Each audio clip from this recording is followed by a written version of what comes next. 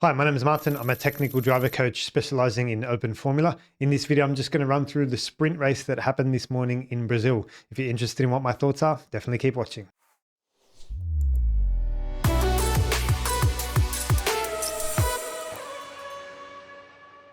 Welcome back to the channel, guys. I hope you're going well and I hope you enjoyed that sprint race. There's a lot to get through, so I'm just going to do a bespoke video to give you my insights and opportunities from just the sprint race today. It's just on 11:30 p.m, so I'm going to get this one out and then go to bed.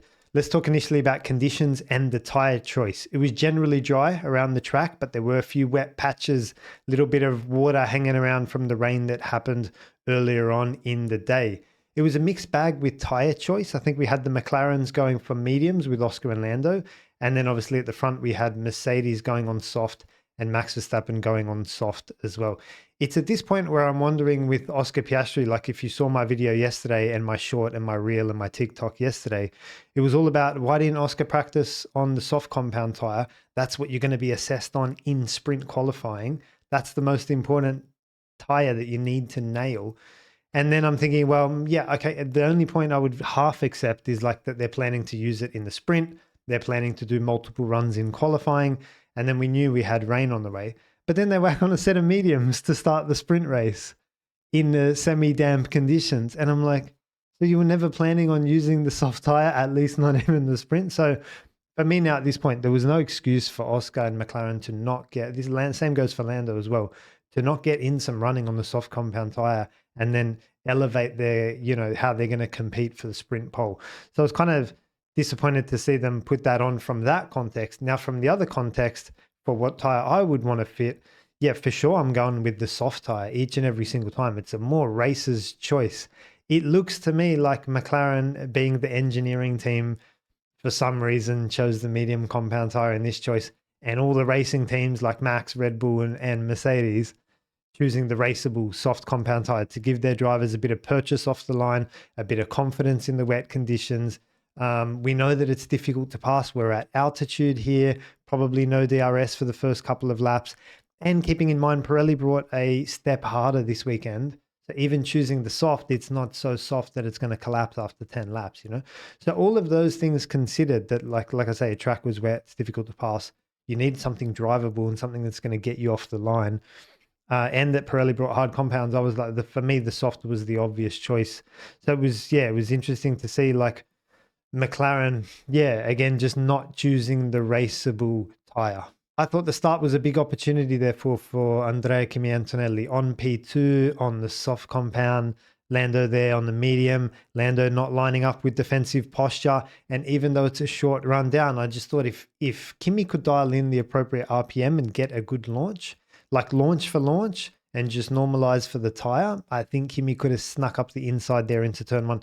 Didn't work out that way. I think he got a really poor start off the line from P2. A lot of wheel spin from Kimi on that side of the grid. Complete contrast to Max, for example, a few positions further back. I think Max was out of P6 on the soft as well. Yeah, got a mad start. He pretty much grabbed A-low straight away. And that's the sort of start that I think Kimi was hoping for and searching for. It's a shame that he didn't get it. Otherwise, I think we would have had a good battle into turn one, only because there was no defensive posture from Lando. He didn't look like fighting and competing for the inside, but nevertheless, Lando did get a really nice start and a good launch on that medium compound tire. So credit to him for that. Let's talk about the lap 6 chaos, guys. This is where it all got undone for Oscar Piastri, Hulkenberg, and Colapinto. Just coming out of turn 2, as they go into turn 3, Oscar dips a wheel, the left front, on the curb and finds a bit of water there, a bit of standing water. I'll bring you guys up a photo actually that I took of it. It looks something like this, and you can see that, the curb kind of jaggers up and then steps down, up and then down. And so the water can sit in these little pockets or sections.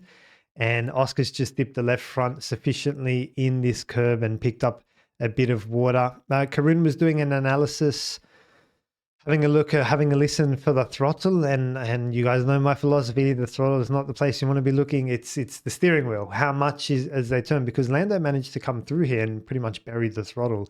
And even if he was on the water with the steering wheel straight, the car will be fine. But you're turning through turn 3, obviously. So it's a difference in extents how much they're turning through that section. So I'll show you guys the image. I tried to pick you know, I tried my best to pick just the moment the cars run across to the curb. The only two small, very small insights that I have for you guys are that there is not as much spray coming off the left front of Lando as there is Oscar. You can visibly see that Oscar's picked up a little bit more spray, so he's just dipped the wheel inside that pocket a little bit more, even though it's hard to tell how far wide they are. But again, crucially, guys, I think for me at this point, and again, like I said, I've tried to get the shot at the same point in time as much as possible. It looks to me like Oscar's got also a little bit more steering in the car. So if we just normalize for the throttle, let's say they're both putting down the throttle in a similar fashion. Oscar's left front's going through a bit of water and he's got a touch more steering in the car as well. It makes it much easier to lose the rear when the steering is in the car as well. It's just important, like in those very first phases, that the steering wheel is as straight as possible. And credit to Lando here for doing a really good job. I called this sort of thing out in Melbourne as well, where all the rookies were crashing. They had steering in the car. I think I compared Lando's turn 6 with Alonso's turn 6. And Lando through turn 6, similar sort of thing happened in Melbourne, because you run through turn 6. Yeah, it is turn 6. Yeah, I think it's turn 6. You just run through turn 6, and on the exit there is a similar sort of exit curb where you turn through 7 and on the one down to 9 and 10 chicane. Very similar situation where Fernando Alonso crashed, but he was turning on that curb and applying throttle. Yeah, and Lando did a really good job to keep the steering wheel straight. So I hope this shows it for you. Yes, he's turning a little bit, but it's as minimal as possible, as minimal as required. It looks to me like Oscar got slightly more lock in there. But look, I'm not here to, like, you know, blame Oscar, like he found the water and had too much luck. This is, we're splitting hairs at this point. This reminds me of Melbourne now, and it's like, do you remember when they both went off at turn 14 and Lando went off, Oscar went off. Oscar just got it slightly worse, but the consequences were catastrophic for Oscar's very small difference in the extent to which he went off. You know, he lost massive points there. And it appears to be similar here, similar situation here. It's just touch here, touch there, touch more lock, bang, you're in the wall. Like the consequences are catastrophic. So I definitely don't like, yeah, I'm not going to sit here and say there's anything that Oscar could have done. Now, the thing is, guys, I didn't tell you about this yesterday, but I saw Oscar do this yesterday in dry practice, and I'm going to bring up the video for you guys now. But I saw him hook the left front inside the turn 3 curb, get oversteer, over rotation through turn 3, have to get out of it and recorrect. And I'm not sure if you guys saw it either. It was about halfway through the FP1 session yesterday in the dry. But check this out. I'll bring it up for you now. You see that steering wheel movement through turn 3? Here's an external shot. And again, guys, just to reiterate, this is in the dry yesterday. So I saw that in the dry yesterday, and I thought, I'm not going to share it with you guys, because so what? It wasn't sufficient to be a story for me. Like, it was just, yeah, he just brushed up on the curb and ran a bit wide and had to correct. But I didn't see that in the hands of Lando Norris yesterday, and that's the exact same thing. That is the exact same place and exact same issue that has cost Oscar Piastri points in this sprint race. So yeah, let me know what you guys make of that. But I thought I'd pull that out. That is very insightful. Now, why it wasn't a standing start after that red flag with those 3 guys in the wall, I have no idea. Sometimes F1 just seems to, like, anytime it gets an opportunity for a second show, and I was excited about this because I told you guys my thoughts on Kimi Antonelli's start. I thought there was half an opportunity for Kimi starting on the soft up the inside of Lando, who didn't defend. But if Kimi can get the same opportunity again and just dial in, you know, we might have a change of lead down into turn 1. So they choose to do a rolling start. Excellent way to just, like, dull the atmosphere and dull the mood, right? So I'm sure they have their reasons why. I'm not interested in them anyway. I just think a standing start would have been more of a spectacle and for no real safety implication. You know, I just think you're gonna throw the cards up in the air and see how they land when you do a standing start. But anyway, again, the tire choice was interesting. Pretty much whoever was on the medium to start with, they flipped over to the soft. And whoever was on the soft, they flipped over to the medium. That was interesting psychology, because I think the guys that chose soft were probably thinking, The mediums were circulating not too bad, and yeah, that is the tire that's going to give you better race pace towards the end of the stint. And then the medium guys who chose the medium were going, oh, it's a bit sketchy out here. I'd rather be on the soft compound tire. So they wanted the soft. So I think they did just both. There was a case of the grass looked greener on the other side. So Red Bull ended up choosing the mediums together with the Mercedes, and then Lando put on the soft. Again, my tip would have been soft. Yeah. I mean, there's less laps to go now. So conditions are fairly similar, and there's less laps to go. So my choice would have been soft once again. And again, you saw how difficult it was to pass. Like, for example, Antonelli closed up on Lando, but he couldn't do anything, and it was always going to be challenging to pass. So that's why my choice would have been soft once again. I thought on the SC restart, Lando went a little bit late. I don't know what you guys thought. We spoke about this in the live stream, as we always do. I'll bring it up on the whiteboard together. And we said, look, if you're in control of a safety car restart, your best bet is to accelerate out of Juncker. We know that there's no DRS. We know that it's difficult to pass. We know that slipstream is not powerful. We know that the McLaren's got some good top end compared to the Mercedes anyway. So this would have been just very safe for Lando to be the first person to see the main straight, get the steering wheel straight before Kimi Antonelli following behind. Kimi can't go because he's still got steering in the car, and Lando can just escape off the hook. So that, I think, was the play. Wasn't a huge fan of what Lando did. We spoke about this option as well as the weaving. And yeah, at one point it just becomes, Kimi, again, there was an opportunity for Kimi there. I think George was more awake and onto this one, started to attack Kimi a little bit. But yeah, I think Lando, I wouldn't be doing that again if he gets another opportunity to lead a restart around here. It's really difficult to pass and get a slipstream down the pit straight. So you're no loss, Lando. Just open the steering wheel, open the lap, and if you have to pull to the inside a little bit, pull to the inside. It's all good, no dramas. I think we called that one right in the live stream. The exit out of Junsao would have been the play for the safety car restart. Max on his medium compound tires, he went a little bit deep into turn one, and I think he was trying to avoid the Mercedes as well. As I say, they were caught up in battling each other down into turn one. Max goes a little bit deep, and then Fernando Alonso started to attack Max. Alonso on the soft compound tire. I thought it was really good defense from Max. And I've been saying on this channel for a while, my top 3 drivers in the world at the moment in F1 are Max, George, and Fernando. Everyone hammers me for that. And I'm like, mate, you give Fernando a decent car, he will be up there. I promise you, his quality.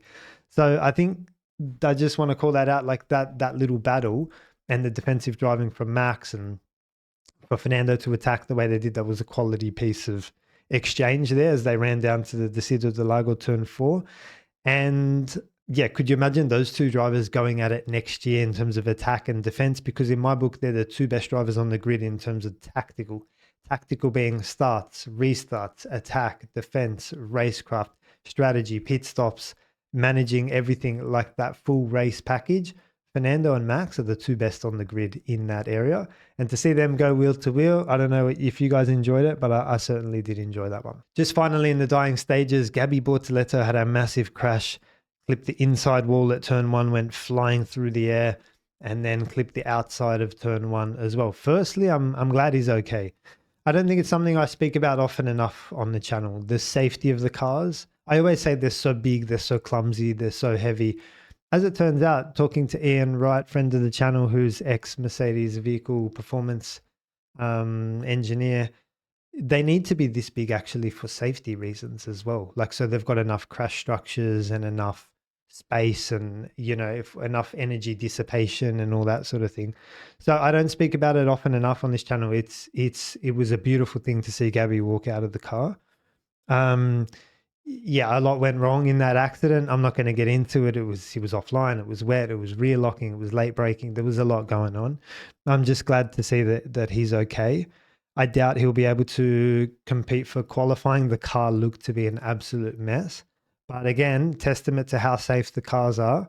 And yeah, happy to see Gabi get out of that one. Just a quick congrats as well to the 2 guys who finished 1-2, Lando Norris and Kimi Antonelli. A beautiful drive by Kimi Antonelli. It was cool just to watch him start to chip away and attack Lando. And I was watching it thinking, man, this kid is 19. respect, right? Like he's had his up and downs this season. He's nowhere near the points tally of George Russell. He's nowhere near the complete driver that George Russell is, as you'd expect. He's 19, for example. But I just thought, you know, he's every now and then he pops up and he does show the quality that he has. So I thought, good job by Antonelli to make a race of it, get in DRS and start to apply a little bit of pressure. And congrats to Lando as well. It was a champion's drive in difficult conditions. I said that in Melbourne as well. I said that in pre-Melbourne. I'm like, whoever wins Melbourne is going to have to deal with a lot of stuff. You're going to have to deal with inters, wets, spray, wet curbs, safety cars, restarts, red flags, driving intermediates when it's a dry track, driving with dry tires on a wet track. Like, you're going to have to deal with and manage all of this stuff. And Lando did it beautifully in Australia. And I thought he did it beautifully here today in the sprint in Brazil as well. The weather just for the rest of today for main quali looks to be dry and overcast. And tomorrow looks to be similar to what we had. Like there is the chance of that wet-ish start, similar to what we had for the start of the sprint as well. I don't think it'll be actively raining tomorrow, but I think there is some rain due for the early AMs. And then by the time we get underway, I think there might be a little bit of water around, but it'll probably be a dry, overcast race. Guys, let me know if you learned something, enjoyed it. Drop me a comment, question. If you're new here, subscribe to the channel for the race analysis tomorrow. I'll see you guys there.